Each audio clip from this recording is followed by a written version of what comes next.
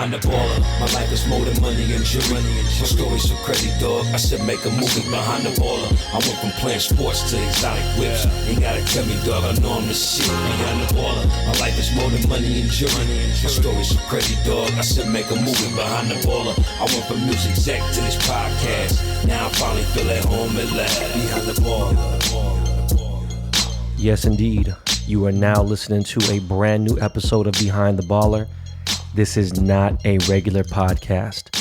This is a professional podcast. We put in hard work every episode to give you hi-fi stereo sound, original beats, and a fucking original theme song. Please put some respect on the Dust Brothers name, along with my boy Lakey Inspired and my homies Illegal Cartel. Yo, what's good, y'all? This is episode 73, which is a special number because that's the year of my birth, right? Well, other than that, nothing really, right? What up, y'all? Wait, hold on. I forgot to introduce myself. I am your host, Ben Baller, not Ben Humble. I'm also not a doctor or epidemiologist. And if you're wondering why I'm saying this, it's because I was the only person in the podcast world who was trending in the COVID-19 space that wasn't a doctor or epidemiologist. And now I don't really talk about it that much, right? But you got people all the time. You're not a fucking doctor. You're not this. All right, bitch. Well, I was right. Anyways, in regards to COVID-19 coronavirus, I guess we broke 2 million cases globally the other day. More importantly, in 4 months, this has officially killed way more people than the flu has. Dick Stain Donald Trump has lost his fucking mind. And I'm thinking pretty soon he might actually say 2 + 2 = 5. And guess what? There's going to be assholes out there who believe him. And I'll be like, nah, Duke, it's 4. And then someone's going to come out on Twitter and say, oh, you're not a mathematician? Exactly. That fuck shit. Look, they're aggressively talking about opening up the economy and businesses by May 1st and check game. Okay, so what are you going to do about schools then, right? Because obviously I said this before, parents can't go to work if their kids, are at home, right? You can't physically social distance kids in the public school system, right? You might could in some private schools, but you definitely can't in the public school system, right? And that argument about kids not getting coronavirus isn't valid anymore. Some have died, right? Everything that you actually knew about coronavirus a month ago, you're wrong about now because it's changed, right? A majority of these a big part of these deaths, I want to say majority, but a very large part of these deaths are now, of African Americans. It's fucking crazy. There's just so many different things. I knew how shit was going to turn out, and I publicly bet on it. You know what I'm saying? I said, here it is, man, boom. And you all said I was stupid. I'm not a doctor. So what the fuck am I, a psychic then? No, I understood how to research shit and understand what was real and what looked real and how to assess everything. Anyways, back to the issue. Kids can be carriers and they can bring that shit home to a person like me who's slightly overweight, slightly unhealthy, and doesn't have the best lungs. And tell you the truth, I actually cut down my smoking. I was smoking about a quarter ounce a day and I'm down to like a gram a day. Anyways, you could bring it home to someone who's older, right? Who's actually in bad shape, and you can kill them. So pretty much you want kids to go back to school and be murderers now, huh? Oh, Ben, relax. No, dick fucks. You fucking relax. Get your shit together, man. This Santa Clara police officer, she died a week ago. Was it 2 weeks ago? She died because she couldn't get a fucking test. She begged for one twice. A cop. You know what I'm saying? It's fucked up, right? Some of these people couldn't get tested. And even Rich almost didn't get tested. And you gotta fucking lie then. How do you not know to lie at this point? Fucking lie. Yeah, you know what? I ran into 10 people that came off a plane from Wuhan. Fucking just make it up. Do what the fuck you got to do to get what you need to get done. I don't understand some people. Look, I'm not saying, look, there's decent people in the world and there are people who lie and fuck up. But look, if you are sick as fuck, you got to do what the fuck you got to do. Now, it may not be the most honorable thing, but fuck, man. All right. This lady couldn't get a test because she didn't qualify to the rules of getting a test per the CDC in California or in the fucking country. All right. And those rules have actually changed a few times now. So she actually qualifies now. Well, guess what? She's fucking dead now. It's too late. Okay. It's fucking ridiculous. She was 43 years old, in perfect health. And women don't die usually. There's more men than women deaths. And she was in perfect health, no underlying conditions. Bottom line is, we gotta wait a while. All right. I know motherfuckers want to get back to work, and I do too. Man, y'all don't know how itchy I am. I'm starting to get a little crazy, right? Eric Garcetti said there will be no sports in LA County until 2021. There's no Dodgers, no Lakers, no motherfucking Rams, Chargers, no Kings games, no motherfucking horse racing. And now he said what I've been saying, that we need a vaccine. But I'll be honest, like, I don't know about that, That's not a realistic answer anymore, because we could be waiting for a while for that to happen. It could be years. So even there are several countries actively working on a vaccine at this very moment. That don't mean one will be legit and approved within even 18 months. Do you know what 18 months from now is? That's 2022. So with that said, we got to come with a real plan of attack. All right. That makes sense. At the moment, social distancing and mandatory masks on all faces is going to have to be the norm until at least 2022. Now, there's some dumb fucks, and I don't want to say dumb fucks because I'm actually interviewing some dude, and I'll mention that in a second.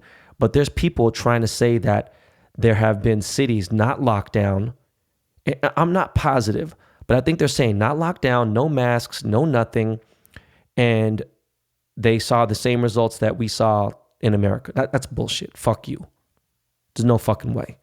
There's no way that there was a place per our population that had the same amount of fucking infections and everything, and they didn't lock down the country, and their shit was not as bad as ours. There's no fucking way. It's not possible, man.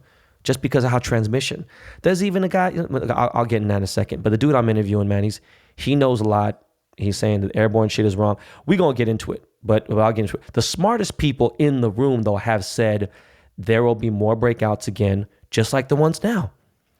And these breakouts will come from January next year to April, pretty much the same time that it hit here, right? But there's probably going to be more breakouts this year all over the world, especially during flu season and shit. You know what I'm saying? It gets cold again, November, December. It's going to be fucked up. So what do? I don't know. You want to know why I don't know? Because I don't got all the fucking answers straight up, right? When I do know something, I say it, but I don't know.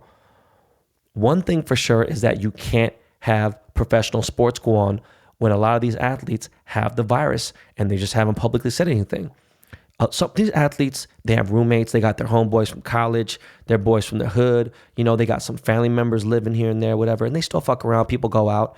Look, unless they're all quarantined in a certain camp and everything, each team is quarantined with each other and they're all, good. It's just not going to work, because they live with other people and they have relatives, friends, etc. So even if you have a sporting event without fans, those professional athletes still got chances to keep infecting other players and keep this shit show cycle going. So just fucking calm down. It sucks. I already know, man. All right. That's the most positive way I can say it. It's just fucked up. There's nothing we can do about it. I don't have the answers. Yeah, the economy is tanking. Who do we blame? How about nobody? Because if it was Trump's fault or China's fault, what the fuck are you going to do? What could we do?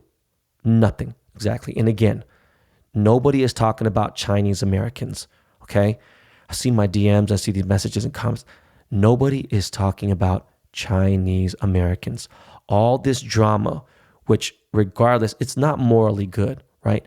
But it was directed towards China and the CCP, not Chinese Americans.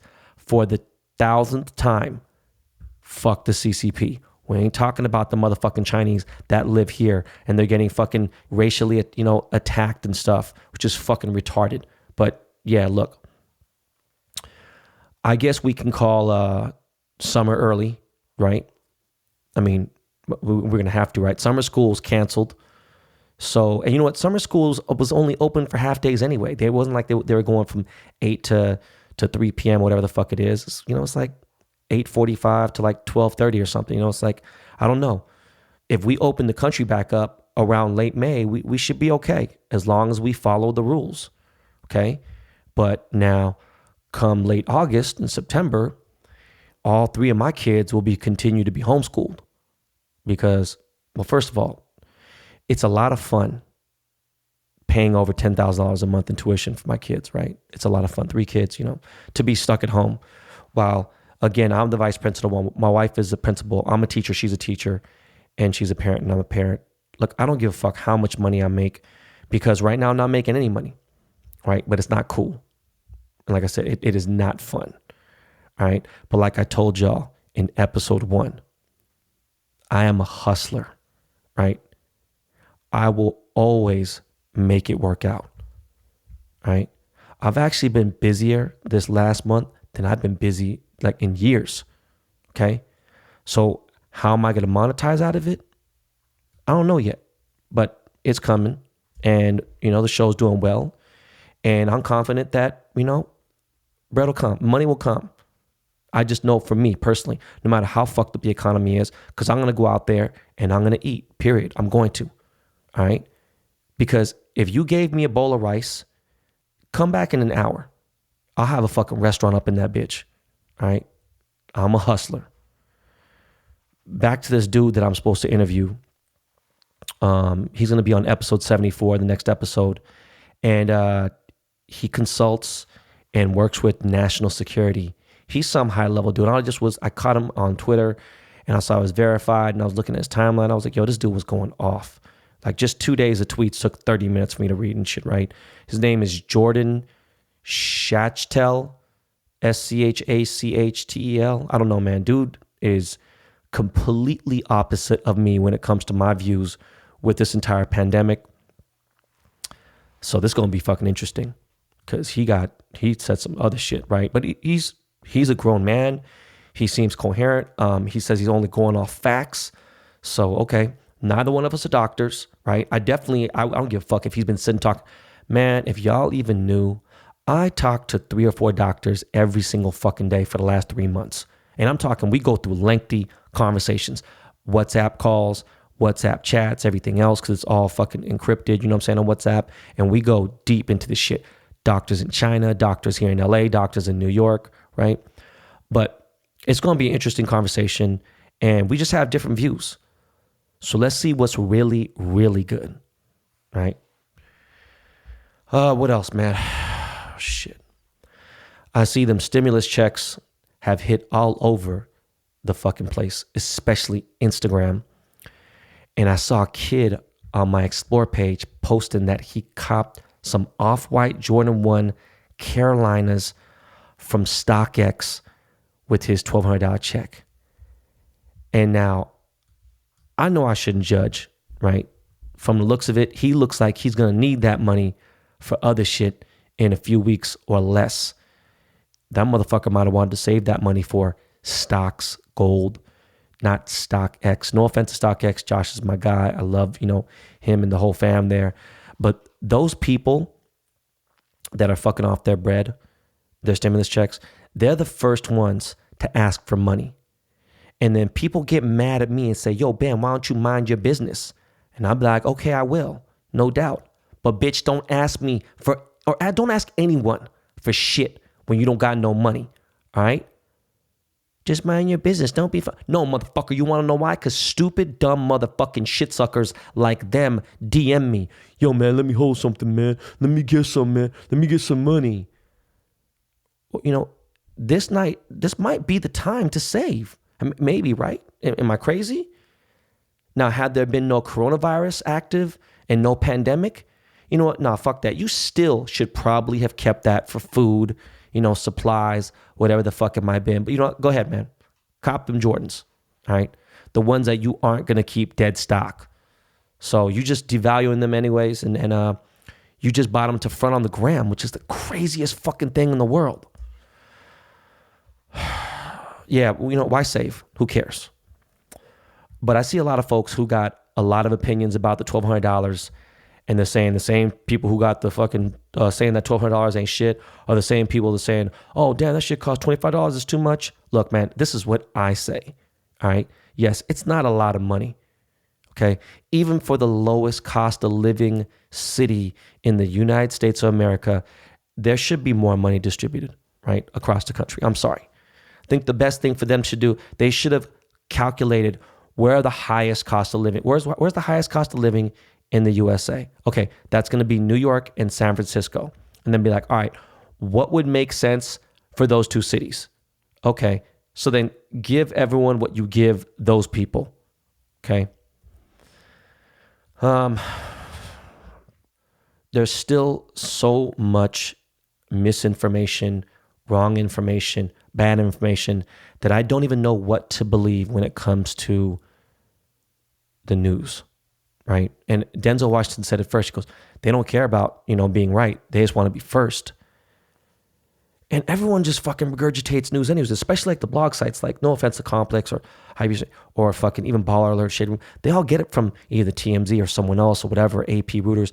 It's all fucking recirculated anyway. And it's just, you know what, man? Look, I saw this news story and it said that there was an outbreak at a meat factory and these employees are getting sick and they're saying, hey, this is not even a non-essential fucking job. We feel like this is a fucking, like we're being sacrificed. And because it's a meat factory and it's a huge meat factory, now there's going to be a shortage of meat, like ground beef and things like that. And I'm like, I don't eat red meat, right? But out of the 3 dishes that my sons eat, right? I told you they're very picky because of their diet, their allergies and everything else, and because of what have happened and how shitty they feel on a regular basis. There's one major meal that they eat every single fucking day. Now, if I did the math, 365 days a year times 7.5, my son London has had that meal every single fucking day. Well, you know what? He started actually around 11 months. So almost 7 years, 365 days, we're talking fucking, what is that? Almost 3,000 days that my son has been eating this same fucking meal. And guess what it's made out of? The main ingredient, ground beef. And we use 93% lean organic beef. And I got to go to fucking 3 or 4 markets when I go in my work suit jacket that looks like I'm a fucking goddamn mechanic. There's nothing wrong with being a mechanic, but my doubled up mask, and I go and I get fucking 8 or 9 fucking pounds of it because, my kids eat a lot. And if there's a shortage, it's going to be fucking amazing. Anyways, that was just my rant. Sorry, guys. Fuck you. Look, Amazon is directly connected to a lot of these major corporations, right? They like damn near drop ship, right? Amazon's, he's like, when you see these shipping, it's like Amazon, boom. But realistically, they're connected directly with Purell and all these people, right? So how the fuck are there no baby wipes still? There's no sanitizer. There's no fucking paper towels. Like, still? It's been 5 weeks, man. I don't get it. Like, Amazon, get your shit together. This shit don't make no motherfucking sense. On some more conspiracy bullshit, and just these 5G guys, man, it's fucking unbelievable. I saw this documentary about COVID-19 being a man-made virus made in a laboratory in Wuhan, and the YouTube video it's long as fuck. All right, I started watching it. I went through most of it. I skimmed through a little bit here and there, but I saw it from beginning to end and I watched it, right? And some of it was believable, right? Not that it fucking matters. And, again, what the fuck we gonna do, right? It's believable. Like 10%, I feel like, could be believable. But like, what I think is people are just so desperate to find a conspiracy to believe in. Like, who cares? Why? Why not just believe that it's a fucking virus and it kills? How important is it for you regular civilians to know the origin of the virus? I'm just curious. I don't give a fuck. I just want to know, how the fuck do I stay away from it, and how do I prevent myself from getting it? There's another video called Pedogate that's supposedly the cover up to all this shit. And it's like, I don't know, someone I know actually tweeted the link to this Pedogate, right? It was a long video as well. And they immediately got their Twitter account banned, right? And it's just like, oh, see, it's a conspiracy, and we're getting fucking controlled by people. Look, man. Jesus, I need a punching bag in my house. Then there's another video. All right, my wife sent me this one. She's like, everyone's talking about this video. You should talk about it on your podcast, right? There's a video called Out of the Shadows, all right? And these are all on YouTube. All of these are over an hour. This fucking video is an hour and 20 minutes long, all right? And like, look, I've watched Going Clear, which is this Scientology thing. That's a whole different level, okay? There's some real shit going on in that, okay? But this video called Out of the Shadows, and it's about the inner circle of power in Hollywood and how it's directly connected to the government and how it's directly connected to the richest people in the world, and how, Disney owns fucking Marvel and owns this, and this, and how it's, the fucking documentary is narrated by, of all people, a fucking stuntman in Hollywood who thinks he's exposing some false truth about the media and Hollywood and the film industry, and how the CIA is all tied into it and it controls what we see on TV and on the big screens. And that shit was so fucking underwhelming. I couldn't tell you. This shit was so vague. It was straight bogus. This shit was so DuckTales. I actually couldn't sleep last night out of anger.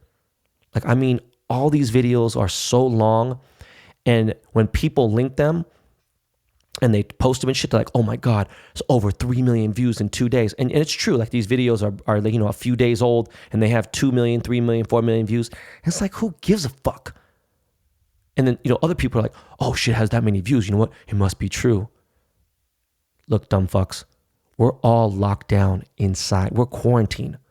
We got nothing else to do, all right? Even my dumb ass watched it, okay? I suggest you don't waste your time. That shit was worse than the Geraldo Rivera fucking Al Capone safe, breaking into the safe after 30 years, where the fuck it is, okay? Don't waste your time. I'm so tired of these fucking conspiracy chasers. Jesus Christ. But listen, okay, there's been a lot of rain, right? And then when there's rain, there's a rainbow. So check it out. There's a pot of gold coming out of this rainbow. And out of all the bullshit I just mentioned above, as a semi-long intro to the show, but we got a women's basketball player by the name of Adrianna Hahn. She is a product of great parenting, great upbringing, and I actually hope that my daughter Kaya can grow up and be this decent of a fucking lady, all right? I got her coming on the show to talk about her career, basketball career, dealing with injuries, how she's getting it now, how she's getting paper in the pandemic. She had a special meeting with Kobe Bryant, and a whole lot more, all right? So look, Behind the Baller is an equal opportunity show. We love giving light to women, all right? Especially those who ain't being thoughts and fucking dancing around half naked and look fucking stupid. So without further ado, Miles, please hit me with that LL, and we'll be right back.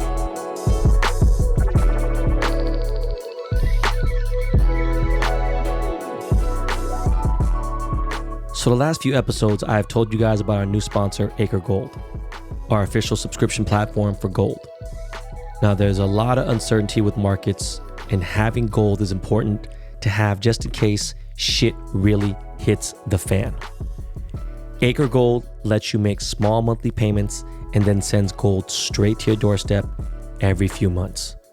I encourage all of you to sign up so that you're putting money into different formats that will increase during shitty times like these.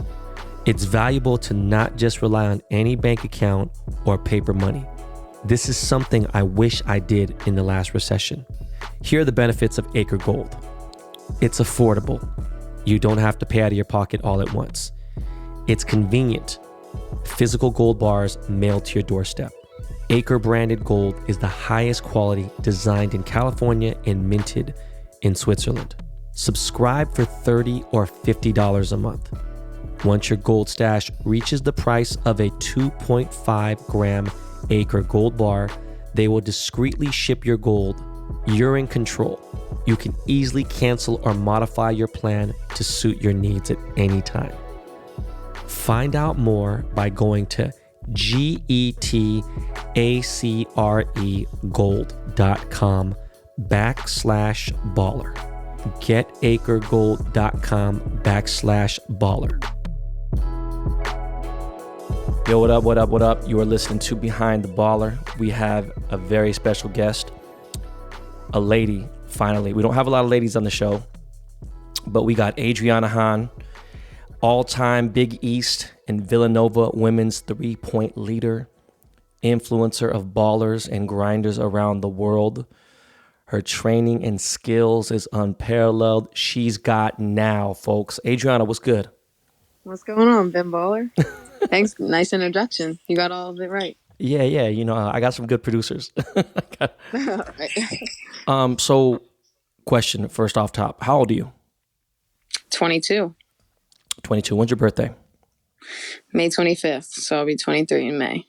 Be 20. Oh, shit, you're coming up. Okay. Yeah. MJ year, Jordan year.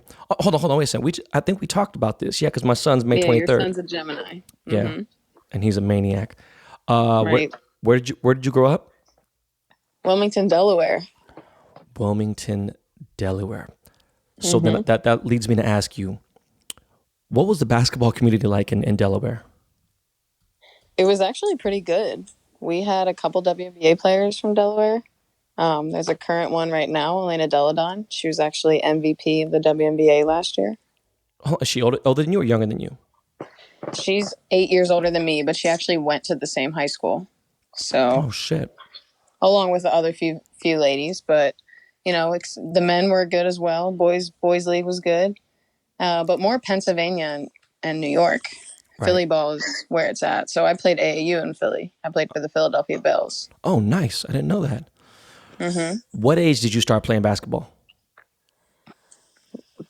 Till I could remember. Seriously, my dad was my coach. I picked up a ball ever since I was a little kid, you know. I mean, at 3, 4, 5, seriously? Yeah. You know how you have those little baby baskets and all that stuff.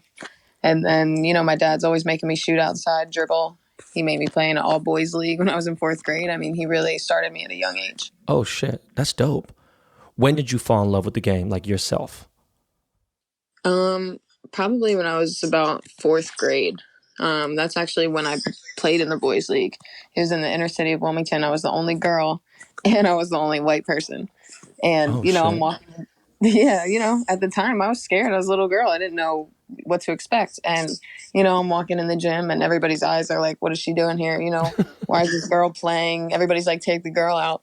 But then when I started balling, they were like, oh, pass it to the girl. Give the girl the ball. Like, it was great. And, they welcomed me right away and I was right on the team. So, and then I obviously was good and shown my ability as just being a girl in a boys league. And I was like, this is for me. I could get really good at this. I could do something with this.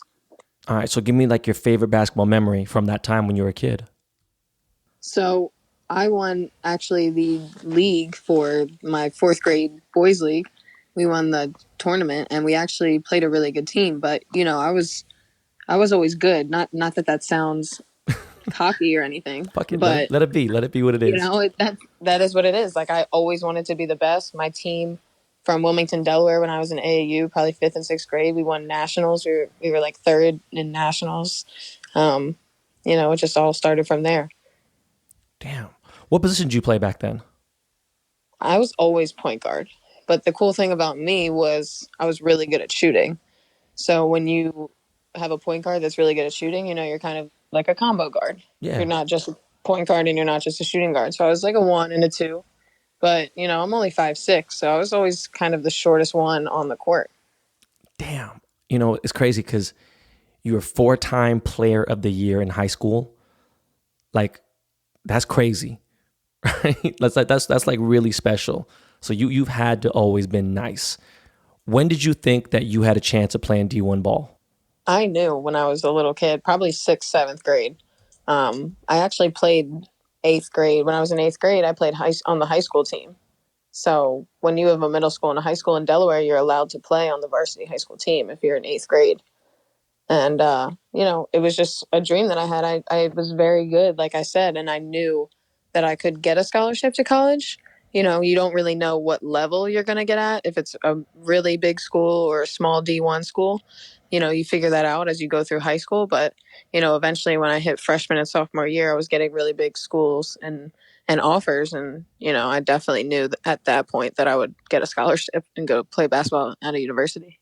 Right. When did you find out that you were going to play for Villanova? Oh, so this is a funny story. Villanova actually offered me when I was about a freshman in high school. And yeah, they're 30 minutes away from my house, very close to my home, and they're in the Big East Conference. And I always wanted to play in the ACC conference because, it's one of the best. A lot of WNBA players go out of there. Right. It just is what it is. And when I was a junior in high school, things got very chaotic.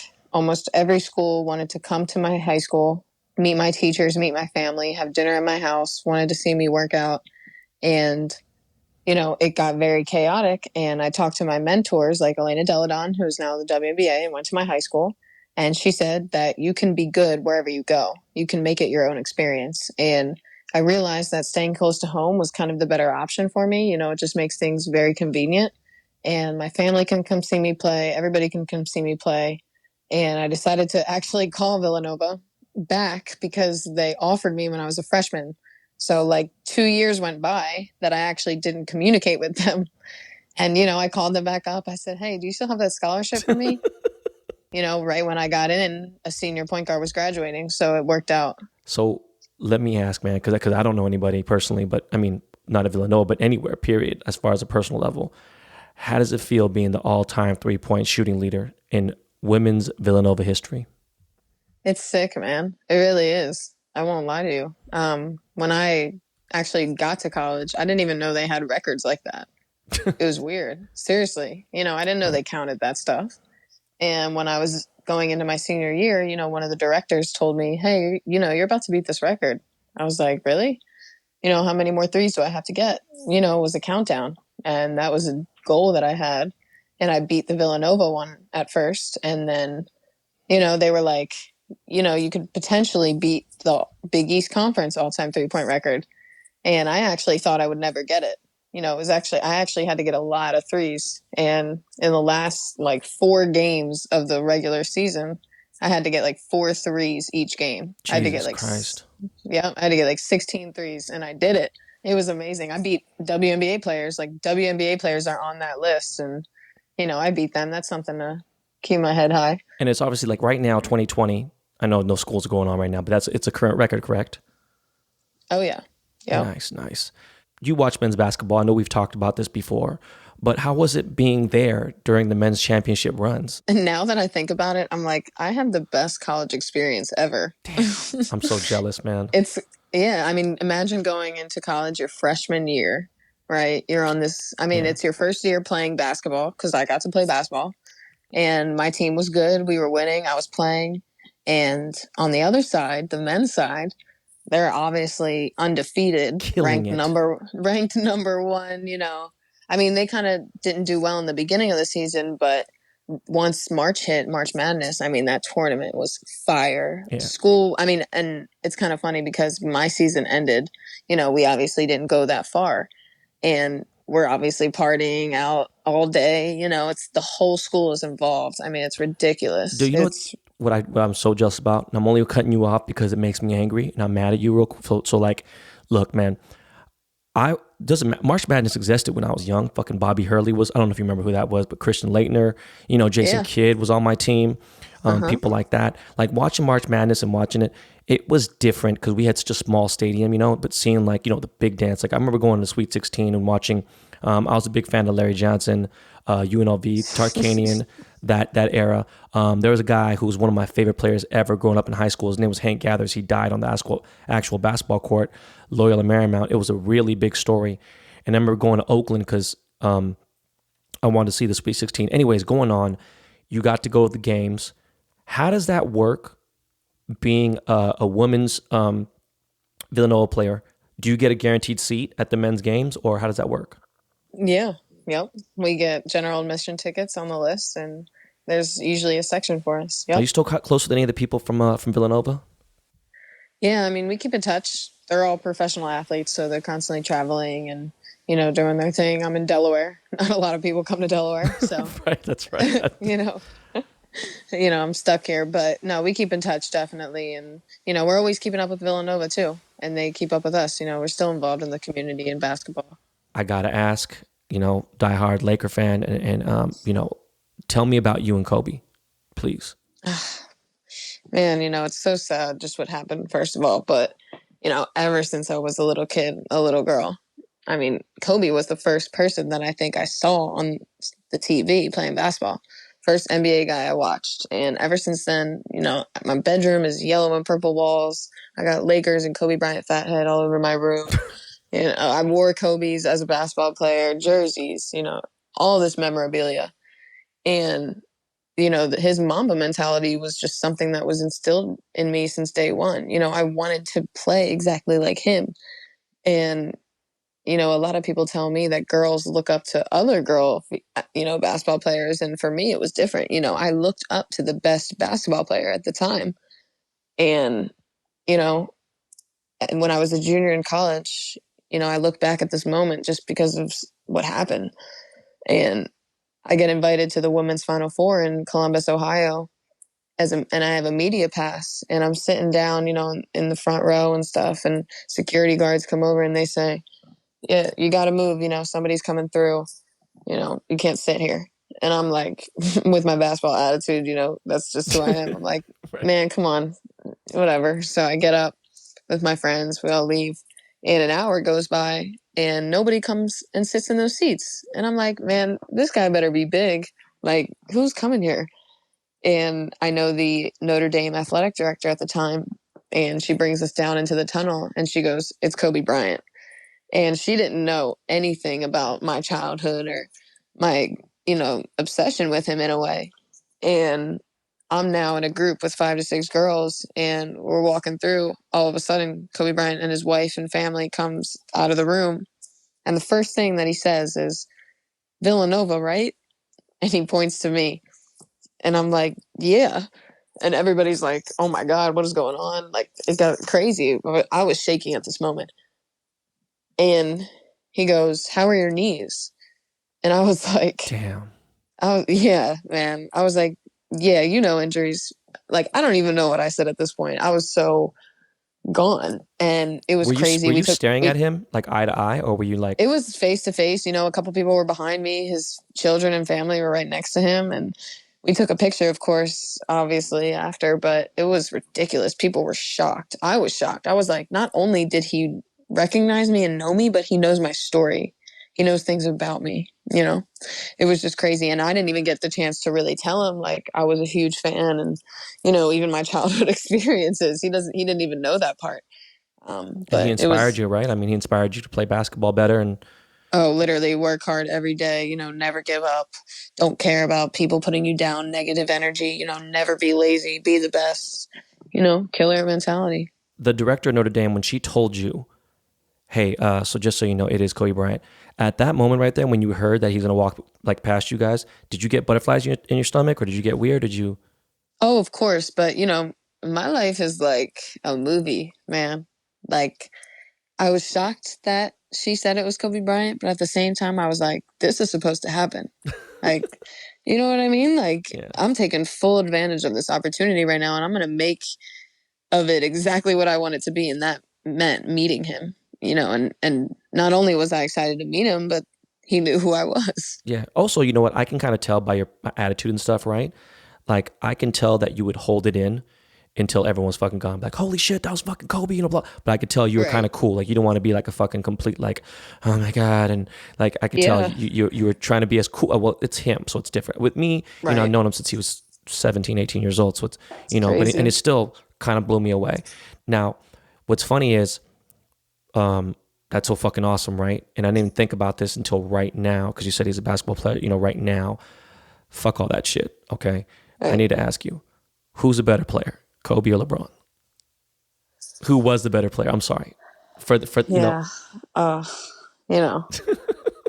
like the question every basketball player gets, Yeah. But, I am a Kobe Bryant fan, so I have to say that Kobe Bryant has better skills than LeBron James. Now, from a physical standpoint, I think LeBron James would be able to go by Kobe, post him up, be really more physical than him. So people want to compare statistics and numbers and stuff. Of course, LeBron James is going to get more points. This is where I'm at with like it. That. I just think, I'm sorry, when it comes to, okay, let's break this down. 1.2 seconds left on the clock. Team's down by 2. Are you giving the ball to Kobe or are you giving it to LeBron? I'm giving it to Kobe. I'm just telling you. I'm giving it to Kobe. It's 100%. And honestly, I know these kinds of things don't matter in the NBA because it's all about contracts and family situations and things like that. But, if there's a legend that happened and built a legacy at the Lakers and Los Angeles, LeBron James, I'm not going over there. That's just intruding. That's just my opinion on it. I played at college. I know how it is. We don't get along with people that played at other basketball schools in that way. You always think your team is better or you are better. Okay, so we got to get into the real shit, right? Can a woman ever play in the NBA? Man, look, I think it should be an option, right? Right. I think if a girl can hang, right, I totally agree. Mm-hmm. Who's going to be at fault if she can't do it? Then that's on her. Yeah, she'll get killed, whatever. I mean, not killed. You know what I'm saying, though. So there's right. Who right now in the WNBA do you think could at least come in off the bench on a team? Like, real talk. Is there anybody you could think of off the top of your head? Oh yeah. Oh, I have shit. a couple. I think Diana Taurasi. I think Elena Deladon. Hold on, wait a second. Hold on. Deladon, I don't even know who she is. I'm so sorry, but Taurasi. That's all right. You really think Taurasi could come off like the Sacramento? No, not fuck that. Who's fucking worse than them? I think that within an offense, and the system, that she would not have the ball taken from her. Now from a physical standpoint, I can't compare biology. Men are definitely stronger and faster than women. Right, but it doesn't matter. You have to go out there and do it. But that's at your own risk. Yeah. Yep. But she could shoot a 3 and make a play, and Elena can, get a couple rebounds and assists. It can work. Definitely. How tall is she? 6'5". Yeah, that's not that bad. Brittany Griner. Let me ask you though, real quick. Like right now, currently today, right? Do you think you could beat me in a 1-on-1 to 11? How tall are you, Ben? I'm 6 feet. I'm short. I'm 6. No, that 6 feet is actually a good height. Yeah, there's point guards in the NBA that are 6 foot. No, for sure. I'm taller than fucking Isaiah Thomas, whatever. I'm just saying. Call him out. Right. No. But, I don't want to say it, but I have to. Yeah, definitely. I got bad knees too. You think you could beat me in a free throw contest? Like, honestly. You don't want to shoot against me. That's the worst thing you could say. We're gonna have to do it. We're gonna have to do that one day. That's fine. Next time I come to LA, I already said I would teach your kids some basketball drills and get them through some training. I'm really actually gonna I've been thinking about it, and I can't wait. So hopefully my court is done by then. I'm just gonna put up obviously just a regular backboard and a basket. But all right, so you're a sniper, okay, who could be a pro, from watching your play. I think I only watched maybe like 3 or 4 games, about 17 minutes of stuff. Just so you know, I want you to feel special. I have never watched any woman play basketball in my entire life on YouTube. Wow. Never in history. That was the first. So I spent, about 17 minutes, right? You had 3 knee surgeries, okay? Yep. And now you're training, right? How the fuck do you train with COVID-19 right now? I'm just curious. I'm not at all. I can't even get into a gym. It's Damn, impossible. you know what's crazy? I had Austin Rivers on my Instagram live, and he said the same thing. Then I talked to Q Cook, and Cook was like, bro, I can't get into a gym. And I'm like, I don't get it. Now, again, someone like Shaq or some other people, they have, John Wall, and like, I forgot what that one place was called in New York City where it's inside that building. Some people live in there so they can go to the gym, whatever. But like 95% of the NBA can't get to a gym. I just thought maybe you had, access to something. So damn, everyone has this issue. It's Yeah, fucking I mean, nuts. it is sad. It's terrible, and you don't need a nice basketball court to train all the time. So we take advantage now of just going outside. Old school hoops, just getting better, doing some drills at home, doing more conditioning stuff, go on a track. 100%. It's not. It's hard though because it was mid season of the NBA. Players, they're trying to figure out exactly how they're going to bring all the players back and start the league again. It ain't gonna happen. I've already had a conversation with so many people. Like it's just not. Wow. It's not. Number one, Okay. it would be like scores in the first month would be like 85 to 72. It'd be like 65 to like 80. You know what I'm saying? It'd be really, these guys can't, Right, really you can't trade for basketball like that. It's like you can run and be in best shape of the life. You could be on a bike. You could do 100 push-ups. You could be in a gym in your house, whatever. It's so different when you're not shooting the ball. It's like, how the hell? Yeah, it's definitely different than playing in a game. You have to play games. That's for sure. Nah, for sure. I noticed you really like CBD oil, right? Oh, 100%. What benefits have you seen from using it? So it has been the best treatment recovery that I've used when I was in college. I swear. Oh I shit! wouldn't even, I didn't know you I used it in wouldn't college even, too. That's cool. yeah. Well, we don't get drug tested for it. It doesn't qualify as a drug. No, And it's hemp. It's hemp based, not so at it's all. not. Yeah. Mm-hmm. So it means. And yeah, after games and practices, my knees would swell up. Like you couldn't even see my kneecap. My bones would crack at night. I couldn't walk the next morning. Yeah, it was a struggle, especially in the winter and when it rained. I'm sure a lot of people can relate on this. It is awful. And, then I realized I'm 21, 20 years old experiencing this. Like, this is not normal. I know what I've been through and I accept that, but I have to think about the rest of my life. And so, yeah, CBD, I put that on after my practices, after games, even when I went to bed at night. And it would literally calm my knees down. Like I would have chronic knee pain. It almost felt like a heartbeat in my knee. And when I put this CBD oil on, it would be CBD, like lotion, literally Girl, I exactly own like a CBD. lotion or some cocoa butter. Yep, I own a exactly. CBD company. So, Yeah. did you ever tell a doctor that you're using CBD oil in your leg, that you're a trainer, anybody? Did you ever tell them? Yeah. And what I they didn't say? care. They, whatever works. But, they always said, they would always try and tie in. Are you okay though? Is everything okay? I'm like, Yeah. What do you think I have? Does this relate to something, mental health issues or something? No, I'm fine. It's all good. Oh my God, you're fucking hilarious. So, back to college real quick. I was just curious because this is a business show, right? What was your major at Villanova? Because I couldn't look that up. I didn't see. What was your major at Villanova, and how are you using it today? I was a communications major. So the cool thing is I got to graduate in 3 years and I got to experience a whole year of grad school in digital communications and media studies. And right now, You're doing that now, yeah. So that's right now I'm creating media content using my Instagram platform, other platforms like LinkedIn, TikTok, even, just creating different means of content.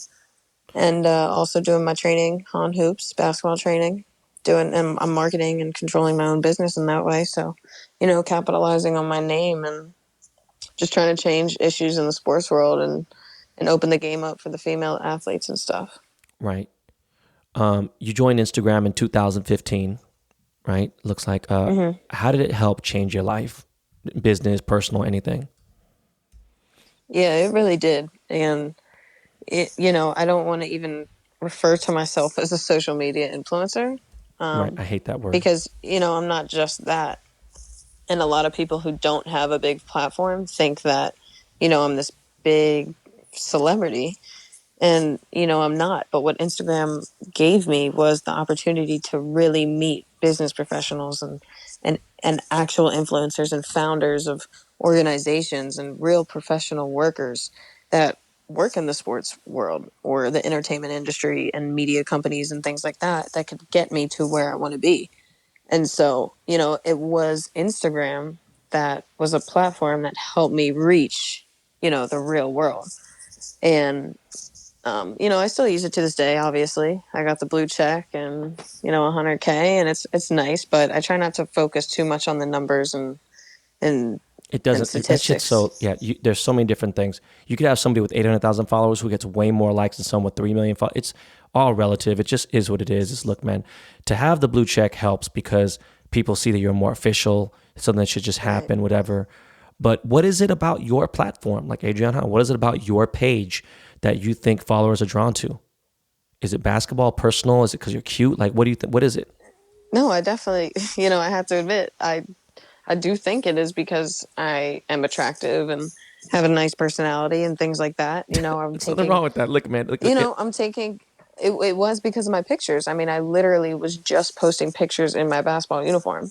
And they looked good, and I was also successful as a basketball player. But I don't really think people knew that from my Instagram. You know, I wasn't really posting my highlights or game clips or anything like that.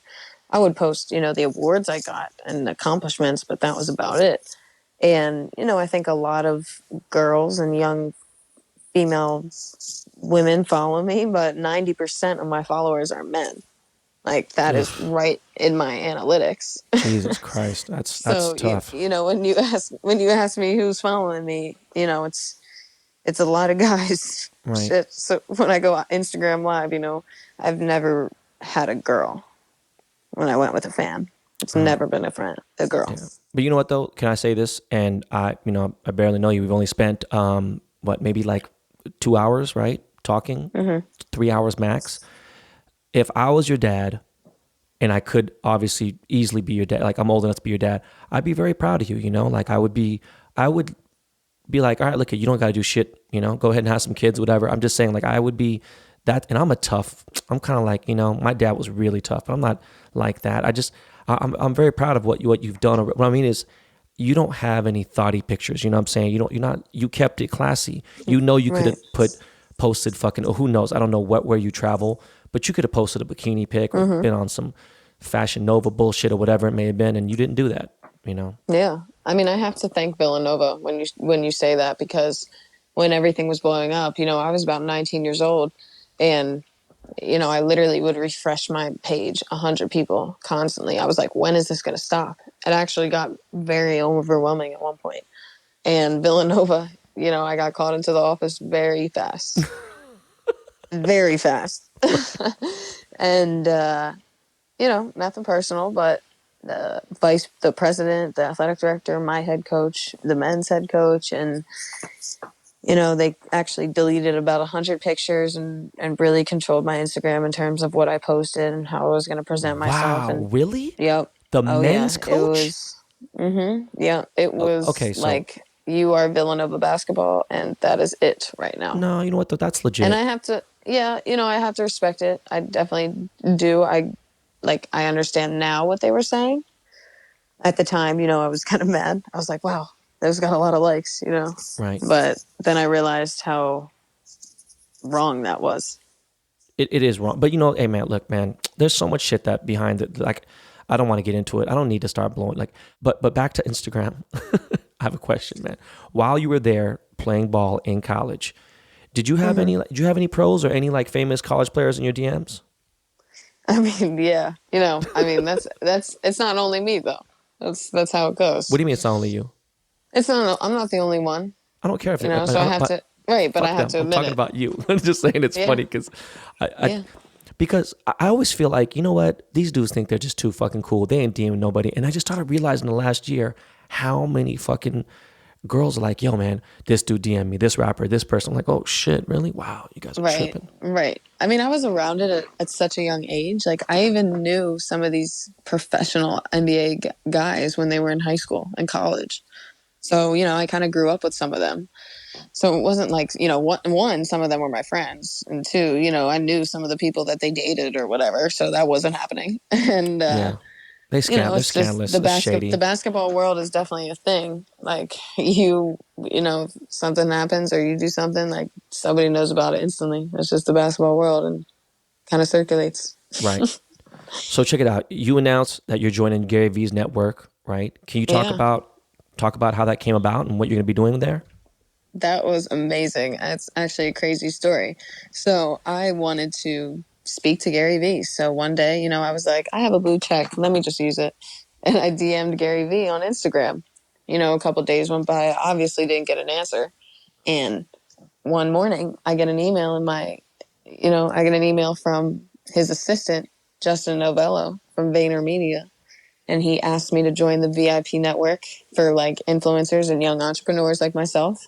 And, you know, Gary just does this. He influences young people. And one weekend, about 2 months ago, I actually went up to New York and went to VaynerMedia and Gary's offices and his, you know, podcast room and everything. I saw everything that he does. And, you know, it's huge. It's crazy how one guy has this entire business and media company and how he can influence so many people. Where's he based out of? And in New York. Oh, okay.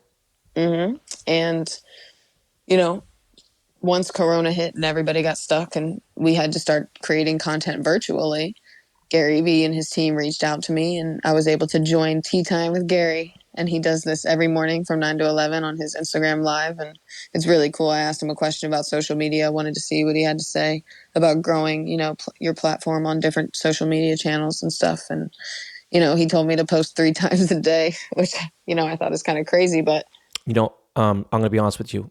I was going to ask you about certain things, and I said, you know what? I don't want to just. I have so many other questions to ask you. right. But with Gary Vee, we're in a similar space, except that I'm a jeweler and he's not. And I know he has his wine stuff, and we've chatted before on social. We've talked random things. We have mutual friends. I'm a big part of Network, which is, you know, an app that sells like hype beast type shit and everything else. And he had a release there. I had one of the first ones and whatever. But going on, a lot of people that I know at Instagram and at Facebook, the corporate, you know, the company itself, they have all told me, they said, listen, if you want to beat this algorithm, because their algorithms are horrible right now.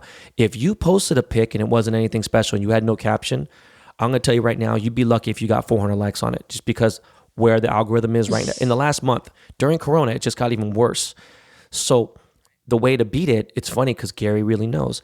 You have to post many times a day for people to see your shit. And then it cheats the system and it beats it. If you use your Instagram Live, if you use your stories, if you use IGTV, if you use all the products that Instagram offers and you're consistent, then you'll crush it. Unless you're like A$AP Rocky or someone like Travis Scott, or someone huge that it doesn't matter what the fuck you do. Everyone has, you know, post notifications turned on. So when Right. you go on, boom. But it's funny that Gary said that. He seems like a really smart guy. He has Yeah. a top 20 podcast. He sometimes jumps to the top 10, and I see myself battling with him for positions. But he's been doing this for a really long time as far as podcasts and things like that. I don't look at myself like a motivational speaker, right? Right. But what keeps you motivated? Wow. Yeah. Deep question. I mean, definitely what keeps me motivated is probably just the fact that I want to be the best in whatever I'm doing. And, you know, if I don't feel that I'm being the best in what I'm doing, then I am going to be motivated to get there. That's just, I think, an athletic mentality. You know, and I'm trying to even figure that out into the real world now that I'm not a basketball player. And, you know, I definitely want to be successful. I want to be able to stand on my own and be a strong female in business and have my hands on a lot of things. And, you know, I'm motivated to almost do it all. So, you know, I want to keep, Nice. I'm serious. No, it's nice. Fuck You that. know, What do you mean? and, you know, I realized it was hard to realize how to continue basketball and keep it in my life, even though I wasn't physically playing on the court. You know, I wasn't on a team. I didn't have a jersey. Right. And now I realize that, you know, I could still teach basketball. Basketball is always going to be a part of my life. It's a part of who I am. And I can teach young kids how to play. I can teach young kids to be prepared for the college process or, you know, be more inspired and motivated to get into the gym, to work hard, to eat better, to, you know, take sleep and school seriously and, you know, get a scholarship to college. Right. So you're almost 23. Where do you see yourself in 5 years? Man, Honestly, I definitely see myself in LA, like physically, if you were to ask me this. Um, you know, LA has just always kind of been the dream for me. I did a couple summers of internship work in media production in LA. And, I definitely want to go back there. Right. But, I want to be really involved as a female basketball sports advocate. I want to have my platform outside the huddle. Right now, I'm just creating content with interviews and media questions and stuff like that. But I almost want to make it into a lifestyle brand. Sports and lifestyle and culture are all integrated. For sure. Athletes are able to talk about non-sports issues and non-athletes are able to talk about sports. And, it affects everybody, especially in a time like right now where we see that, we're all humans. We're not perfect and the world's not perfect. And, we can live in the unknown. So, we have to stick together and, race and religion and Oh my gender God. and sex. None of this shit matters. Yeah, it's crazy. And, people realize that at the end of the day. As you get older, even you're going to start realizing how less and less shit matters. And like, whether it be your kids or certain things, you'll understand where the real shit is. I mean, Right. even me, it took me a very long time, but that was because I was like, hey, listen, fuck everyone. I don't care how much this sucks, how much this sucks. Without selling my soul to the devil, I need to make some money. I need to make a lot because I want to be able to have a cushion. And my whole thing was having the cushion, having the cushion, having the cushion. Right. When it comes to outside the huddle, what do you envision? If we're locked down for the next 6 months, how are you going to make this shit pop off? Man, I didn't even think about it like that. But, You got to it's though, hard. Adrianna. For real.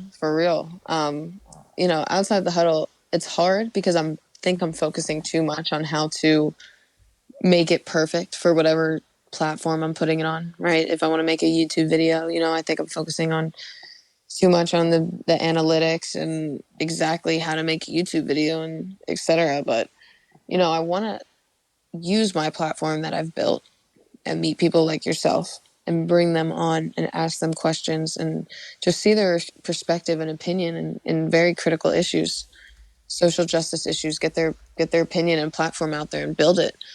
And, my vision for this show was to actually obviously be in person with my guests. Right. And I wanted to have multiple guests at the same time, right? If I'm talking about gender inequality in the WNBA versus the NBA, I want to have a WNBA player and an NBA player in my video, an interview with me. Right. So, now I'm going to decide and change some things with the content that I'm producing and do that, have multiple guests at one time.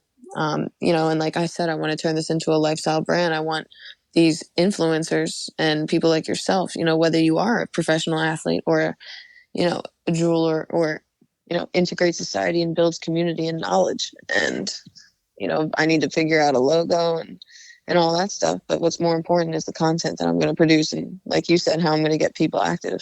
Yeah. So, you know what? I just completely thought of this question right now, even though there's other questions I have to ask you. We're wrapping up pretty soon, but why me? Like, where did you even hear about me what compelled you to message me to interview me? I'm just actually now so curious because from what you talk about, it seems like of course, it's heavily basketball oriented. I know Gary Vee doesn't play ball, whatever, but he's an entrepreneur and I get it. What made you want to message me? It was funny because I spent a lot of time in LA and I worked for Baron Davis. And, I obviously saw that, you followed him and he followed you. And, he's a good friend of mine. I'm involved. Right. And I obviously listen to hip hop and rap music. That was just the music that I listened to as a basketball player, before games and stuff like that, kind of just everywhere I was. Right. And I knew, you're just an LA guy and I wanted to not include just athletes. And so, I wanted to find people who obviously weren't professional athletes, but were involved in the sports world in somehow or a part of it. I knew that you had made jewelry for athletes, were involved with the podcast a little bit eventually. And, even like CBD and all of that stuff, like it just seemed like a good fit. And, I reached out and you made that connection and not a lot of people reached back out to me. So, I found it very interesting that you did. And I respected that completely. How long did it take for me to get back to you? Because I know dude, it takes fucking. I don't know, man. Maybe like a couple days, but then it was like a couple days answer, a couple days answer. So Right. You know what though? add them up. Hey, but it doesn't matter. The fact that you're persistent about something professional and you did it in a way that got my attention, I thought that was cool. I saw Baron's name and I was like, all right, cool. This is, and I'm glad. I'm sorry that it took. I mean, shit, there's people now. I just seen someone with like 3.6 million followers like mention me in a story. I have no idea I don't want to open the story because I want them to be like, oh, they saw this, that I mentioned him or whatever, wherever the fuck it may be. But going back, and I asked you a question and you kind of talked about it, but you didn't. And I'm sorry. I said, where do you see yourself in 5 years, right? Okay, so let me reword that a little better. And I'm sorry, I have to come back at this. That's okay. I want to know, what do you want to accomplish before 30? I mean, is there a dollar amount that you want to do? Is there something you want to buy a house before? Like, can you just tell me something more like that? Like where would, ideally in a perfect world, by 30, what would you have liked to have done in your life? I don't want to put a money amount on it, but I definitely would say I want to be a millionaire by the time I'm 30. I think it's definitely capable now in today's society, but I want to create, more leagues for women's basketball players first. And what I want to change, I've said this before, there's not even a G League for the women. So, if you don't go from college to professional athlete, it's over for you. No, you didn't tell me this. I don't know who you were talking to. You didn't tell me that. That's fucking crazy. Yo, that's crazy. I never, right? Why would I think about it, right? Because I'm thinking about men's stuff. I can't believe that there's no G League for women. I didn't know that. Right. And, a lot of WNBA players have to go play overseas because they pay more. So why would you have to leave your own country to go play over in another one to make more money? It just doesn't sound right. Especially when the NBA, the best basketball in the world, is in the United States. Dude, why don't you fucking really advocate? You need to lobby for this and get this shit going now. Right. That's crazy. And whoa, okay, so that's cool. By the way, going back to the millionaire thing, listen, Adrian, I'm sure I'm gonna know you in 6 years, 7 years, whatever.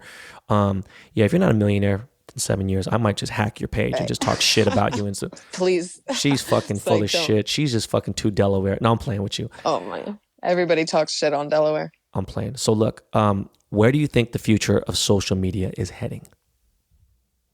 Oh man,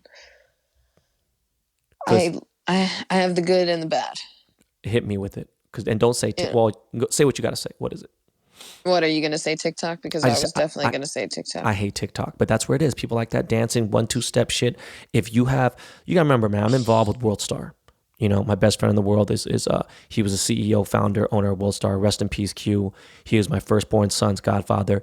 And all the people who run the company now, they're at the forefront of, they probably have, one of the biggest social media pages in the world as far as how much they post, everything else. There's billions of views and engagement in a week. And they tell me, if you want to hit, like Uzi always attaches a dance to his songs. He's like, that's how you win. And I'm just like, God, it's so fucking lame. Why can't we just listen to fucking music instead of having a special dance? But that's what it is. So I'm just curious, where do you see where is it heading? I think it's good for kids, especially in sports, to get exposure with social media, right? You get to post, your highlights and all of that stuff, and people get to see everything that you're doing, and you can connect with anybody all over the world. But I know that if I had all of this technology when I was a kid, I would not have been as good as I was as in basketball. Damn. And that's a fact, because I'd be so focused on how I looked, or, if this move was good enough, or if it was going to get a lot of views, or if it was trendy or anything like that. I would not have focused on the actual real goals that I had in life. Damn. Yeah, I know that. I see kids, walking around dancing on the TikTok, and it's just crazy, man. It's just the amount of time that kids spend on their phone and video games and iPads and the computer. It's just ridiculous. I can't imagine. My parents made me go outside. I was on my bike running around the neighborhood. We didn't have anything. We might have had walkie-talkies. That's about it. Nah, I feel bad because my kids are on the phone a lot, but at the same time, my wife cracks down. She's like, listen, okay, it's been fucking enough. My son got his new bike today. I put it together.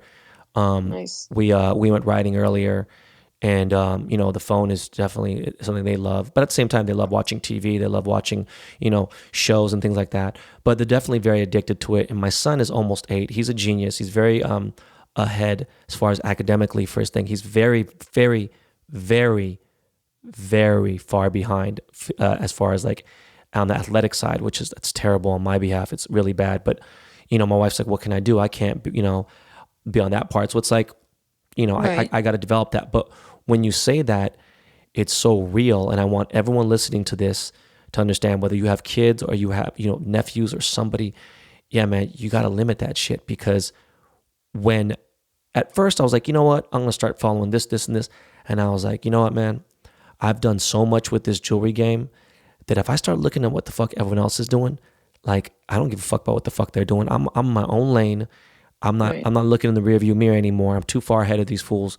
Like, I don't get, why the fuck would I care about what they're doing? Now, I could appreciate if it comes across like my timeline or something from someone else. All right, cool. I'm not tripping.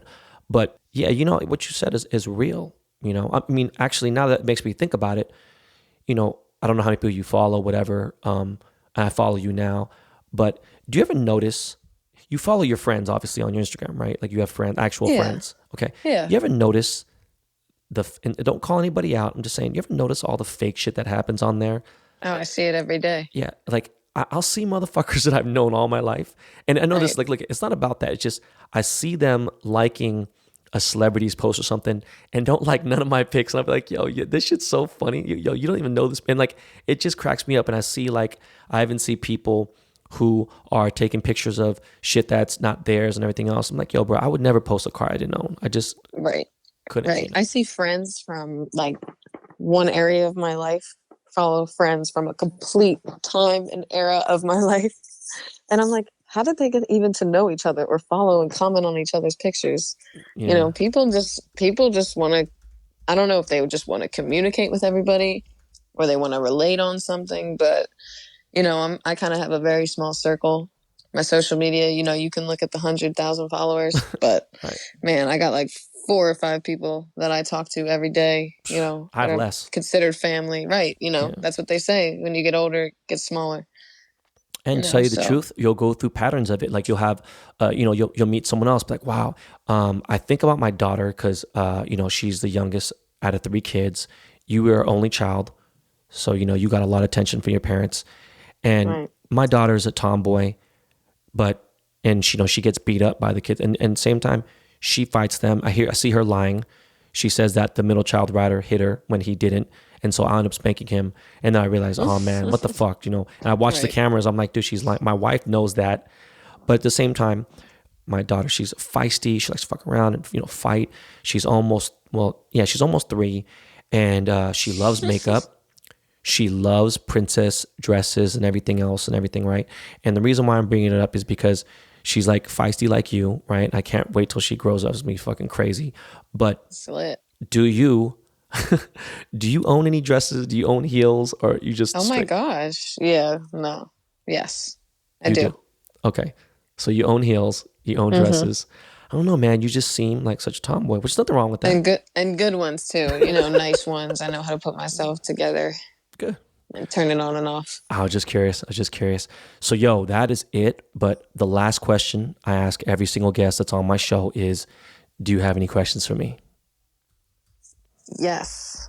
I always got questions. One question, just because, you're always about, you like the chains and you make chains and you got your podcast now and, you got the Ben Baller calling yourself a baller. I need to see your shot. But you're holding a chain in your podcast logo, Right. and it's a California chain, and you're Korean. You love Korea and Right. the Asian population and culture, and that's kind of where you're from and your background and heritage. Why California? It's because I was born and raised here, and I love Cali. Like, I can't imagine putting Delaware on my chain. You know what though? It's different though. Like I don't know about Delaware. Like Cali's like this is where I was born. I can't. I didn't.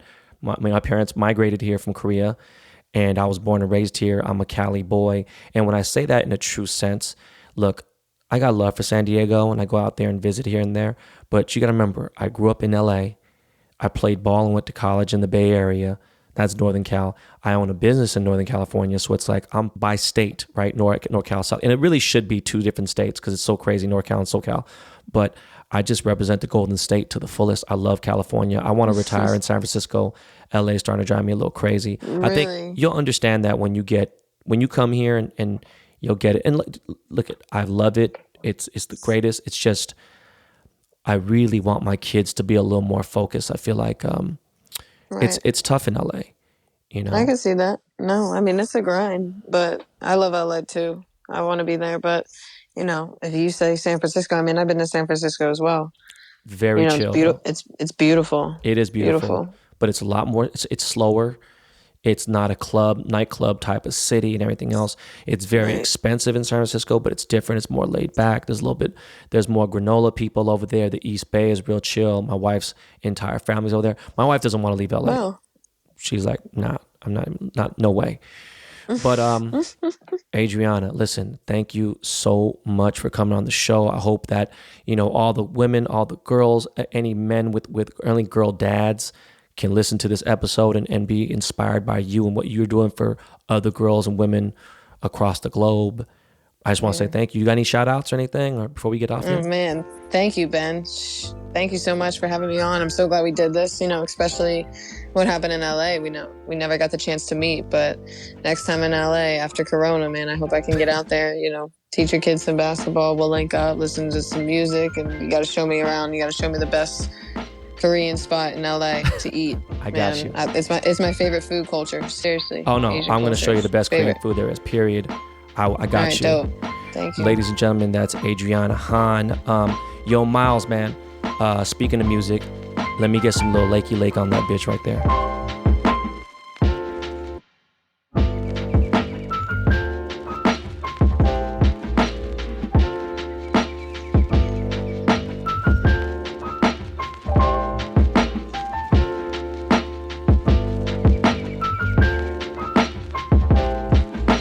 So, yo, man, we're back.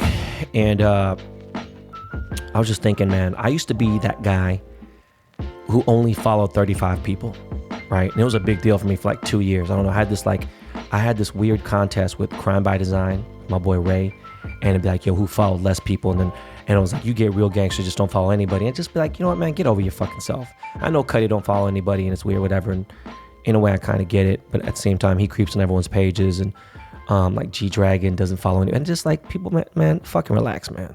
Right? And then during this time, I'd follow 35 people and then I'd creep up to like 100. And then right when I got a little bit over 100, I'd unfollow like 90 people just because I really want to only unfollow 3 people. But then, one, Instagram got the mute button, and out of like 420 people that I follow right now, like 380 of them are on mute. So it's like, like I ain't got to watch your post, your stories, nothing. And then 2, I realized actually how fucking stupid I was being and that I needed to grow up and slap myself. But yeah, if I fuck with you, I follow you.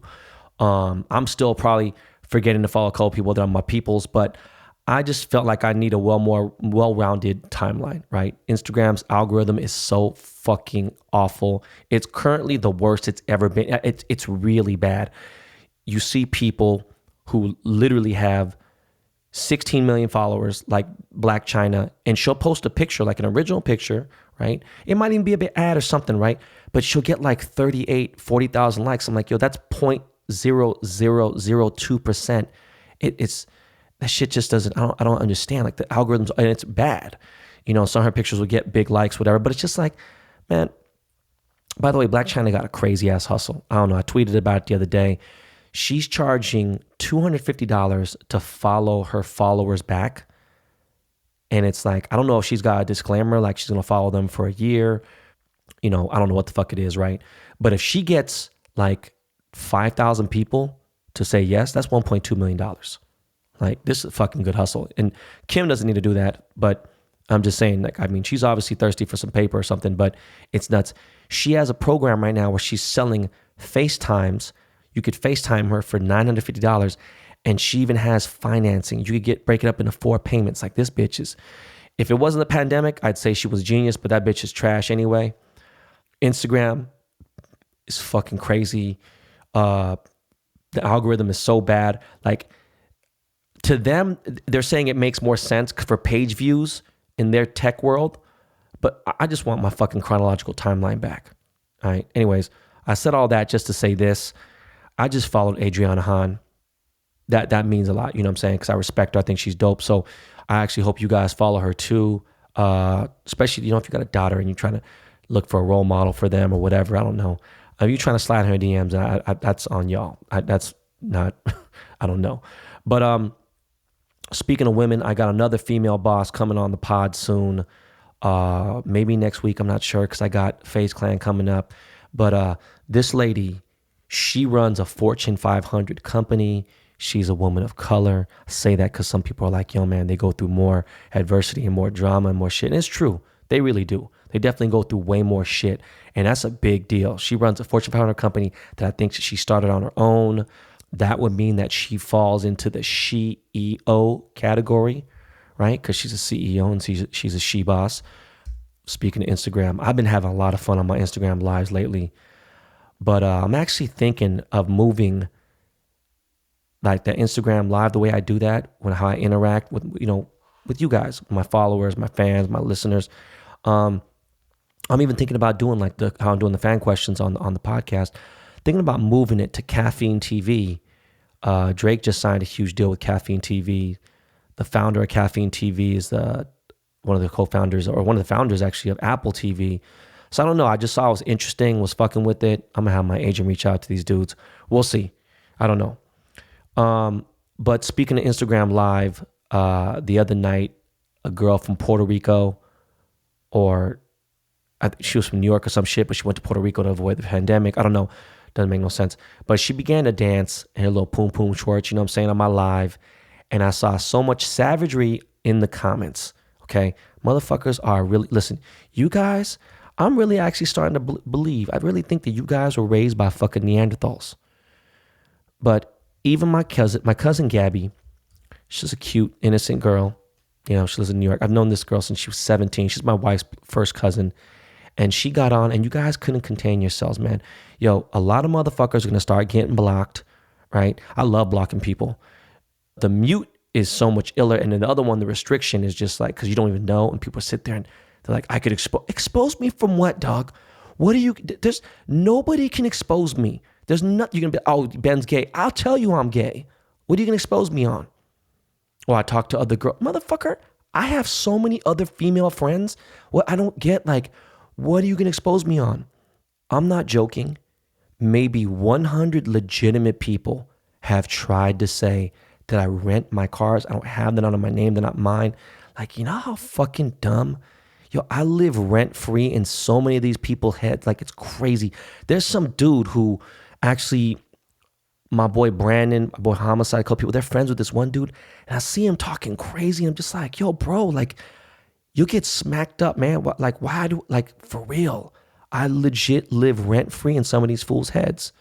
Anyways, contain yourselves, man. Please, when these ladies are on my live, on the show, whatever it is, man, chill, please. Don't get blocked. We like to show love to women on Behind the Baller, on this podcast, all right? On this show. Speaking of shows, a new season of Bosch, my favorite, AKA my favorite fucking show in the last decade. Yes, over Empire, over fucking, what Empire, what the fuck, over Power. The fuck did I say Empire for? Anyways, a new season of Bosch, I think it's season 6, is on. It releases tomorrow. I can't wait. I'm so fucking excited. I think I'm going to binge watch season 3 and 4 and then try to get on 5 and then get into it just to refresh, just because, I mean, I'm so sad. Like, there's going to be one more season next year and then that's it.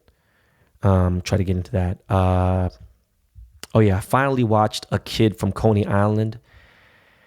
And damn, yo, that shit is, it was well made. First of all, that shit hit hard because where he came from and his, I really didn't have a lot of knowledge about Stephon Marbury other than, you know what I'm saying? I knew it was Coney Island because he had his tattoo on his arm, right? And I kind of knew that the character Jason Shuttleworth of He Got Game was based on, Stephon Marbury, right? But I didn't know about Stephon's situation, after he got traded from the Suns. Like, I stopped kind of like even paying attention, and there was like drama with him and fucking, Jesus Christ, can't believe I fucking forgot his fucking name. Fucking Knicks coach, Philadelphia coach, Clippers coach, what the fuck's his name? Anyways, Stephon's journey was deep as fuck. And it just is, the dude really, really breathed, ate, lived basketball since he was like 3-4 years old. Came from a family of fucking basketball people. I didn't know anything about his family. Didn't know about his brothers. I know he had like 4 or 5 brothers. His dad was just solid dude, man. I used to live in the same building as Stephon like 4 years ago, and he was playing in China at that time, right? And this was in downtown LA, and he'd only stay there for the summer. But man, I bought the movie to support my guys, 35 Ventures. I didn't rent it, but if you can, rent the movie and watch it. It's highly inspiring. I know you motherfuckers as basketball fans out there. What he did in China, of all fucking places in China, he motherfucker never spoke the language or anything. The motherfucker went to China, dog, and won the CBA championship. He brought like 2 or 3 championships there. Speaking of China, sidebar, Stephon Marbury emailed Adam Silver, the commissioner of the NBA, after the coronavirus got real bad in China, and he told Adam Silver to stop the NBA games because this shit was going to be a problem and fuck shit up.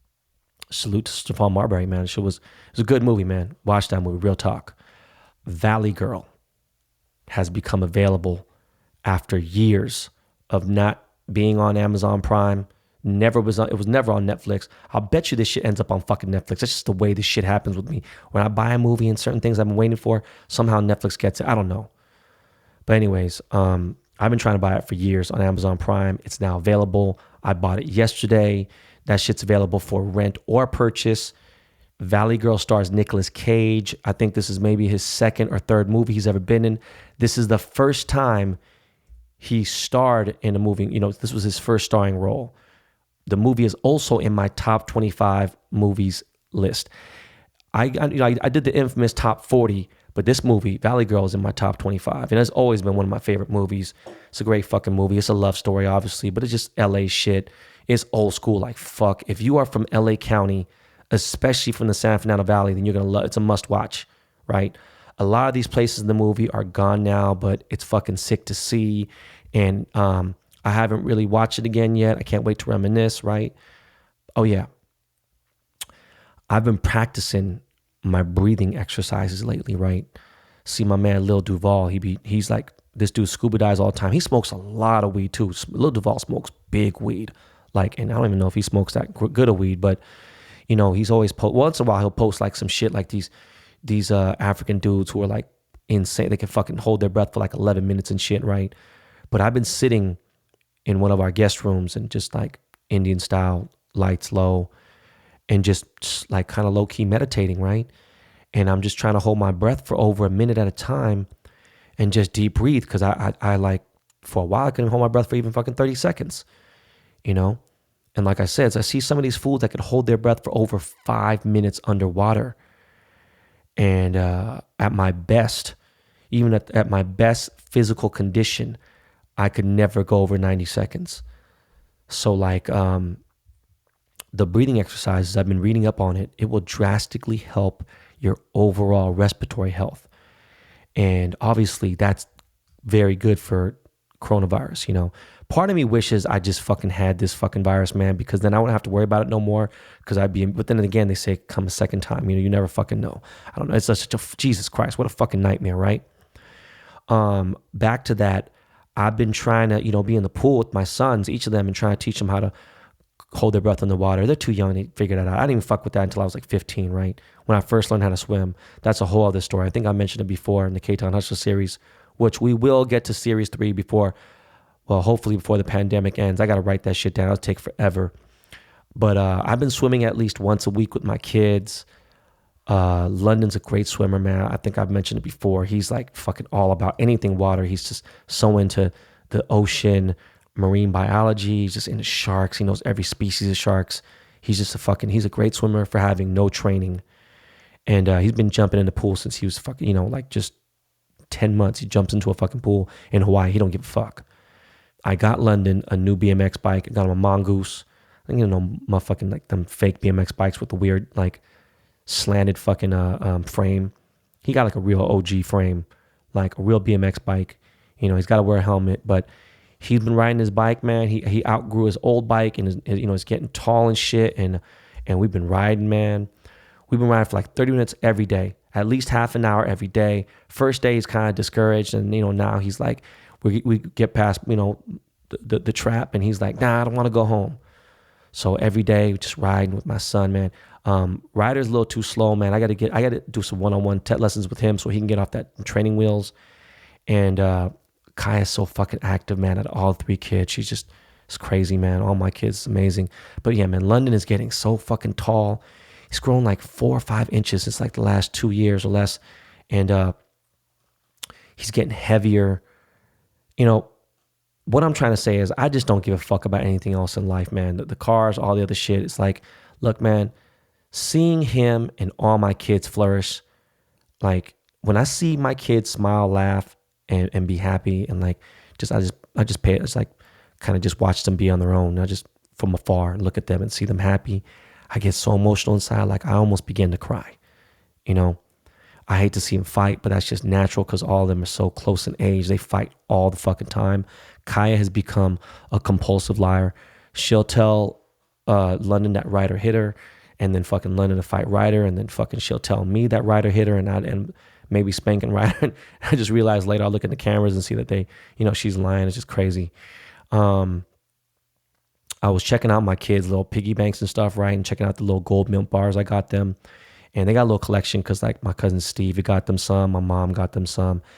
And it's just crazy because these little small, little 10-gram mint bars and Swiss bars. And it's like, I copped those things when gold was under 1,200. Steve got them when they were under that too. My mom got them like 13, maybe 1,400, right? And now gold is over 1,700 an ounce. Shit in the last 30 days just jumped crazy. And it's actually hit a 5-year high. So I don't know, man. I think gold's going to hit 2,000. I posted this shit the other day on my fucking page, and John Mayer's like, yeah, that shit's going to hit 2,000. Shit might even go beyond 2,000. But listen, don't sleep.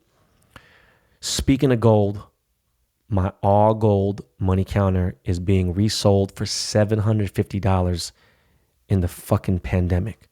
Look, I'm not bringing it back. I just thought it was crazy because I was checking StockX and I was checking eBay, and that's what they're going for. Reseller stores before the pandemic lockdown were selling them for like 800 to 1,000. I don't know. Those are done though. Those are done and done. But the good news is on 4/20, that's this Monday, right? This Monday, 4/20, I'm dropping my all gold bend ball to the chain vacuum sealer. Okay. And I just got mine today. Shit is dope as fuck. I needed a food saver. I needed a fucking vacuum. This shit's gold. This shit is even fresher than the money counter, right? And it's going to be pre-sold on 4/20, but it's going to be shipped on time. Some motherfucker tried to sell me this shit in the D. I don't know how the fuck he got it, right? Maybe he works for network. I don't fucking know. And I need to talk to Aaron. But a motherfucker tried to sell me this shit for $600. Like, yo, Ben Ball, you want to get one? I was like, what? Are you stupid? I think he was just trying to flex on me, but he had it. And I was like, yo, man, I forgot exactly how much it's going for. I don't know if it's 125, 150, 200, whatever it is. It's too cheap for how good it is, right? You already saw the fucking money counters are going for dirt cheap, and the motherfuckers resold for way more, 3-4 times that. So I know this is going to sell out in 10 seconds or less. Same thing as the money counters. We're going to do 500 units for sale. Well, I did the money counter twice, so that was 1,000 total. But you know what? I know this is going to do good, but I wanted to get these ready to go immediately. So because of the pandemic and China got shut, it obviously delayed shit. So I got 500 for sale immediately, and then I'm gonna do another 500. But well, I don't know. I may re-release them, which I think I will. For the summer. We'll see how this goes. I hope the bots don't eat it all up. But this all gold vacuum sealer works really good. I just sealed up some cash, and I vacuum sealed some Ben Bar, did the strain, some cat dick. I can't smell shit but freshness. All right, so be on the lookout, 4/20. But I'll remind you guys, obviously, on the weekend. Well, no, actually, it'd be too late. So listen, don't sleep. 420, check my IG stories. But yo, that's all the time we have today. Thank you again. Don't forget to keep spreading the good word, and you will be rewarded. As soon as this shit dies down and we come off lockdown, I'm going to make new merch for Ben Baller Podcast, you know what I'm saying, for the BBP Army, for the Behind the Baller. Some of this merch will be for sale. Most of it will be for giveaways, just to show my love back, the appreciation I have for you guys. I want to bless you guys for getting me up in the charts. You know what I'm saying? I'm like hitting these charts crazy. Some dumb fuck said in my DM, you should be humble because of Omi. Like, dog, first of all, man, shut the fuck up. Okay? Like, I don't want to say anything bad about Omi's my guy, but I was trending for weeks and months. I was fucking charting highly for months and weeks. And I've been doing this now for 8 months, and it gets better and better every week. So what about like all that? Did that contribute to it? All right, no, then shut the fuck up. That's what I thought. Fucko. We are a top 10 podcast. Thank you for listening. We will be back Monday with the weekend wrap up, with fan questions, and the brand new Jackass of the Week. Yo, Lakey Lake, take us the fuck out of here, homie. Peace.